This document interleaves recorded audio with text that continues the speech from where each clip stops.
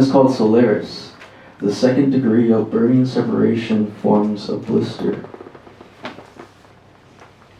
I once compared a lover to the moon.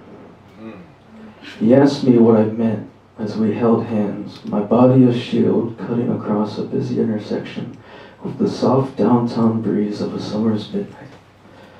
But to be completely honest, I wasn't really sure. So I said it was just a feeling. In my head, I knew he could never be the sun.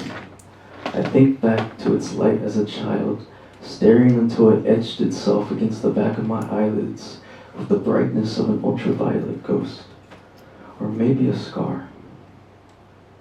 And when I finally learned years later the definition of a connotation and a long-term consequence, I realized I still carried the trauma of its memory so vividly that I was afraid to meet anyone new.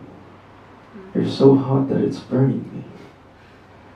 But I look at him, and he looks back at me, and we laugh awkwardly together. And I feel his open smile speckle the moonlight against my lenses, the rhinestones that outline his two front teeth shining right through me, and I ask him, "What do you think about carrots? Who were you in a past life?"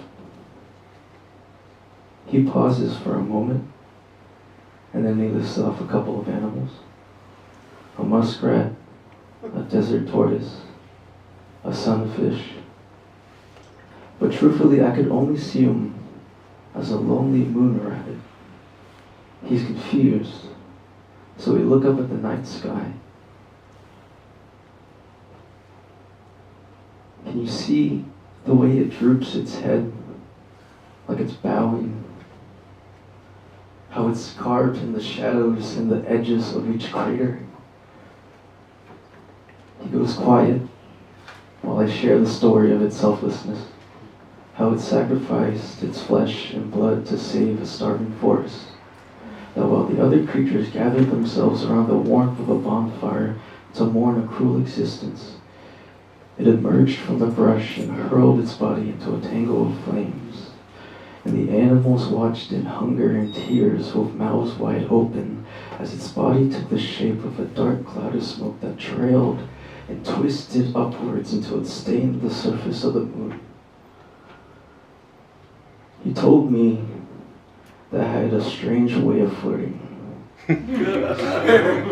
And we kissed until our bodies felt indistinguishable from the heat of a dying star.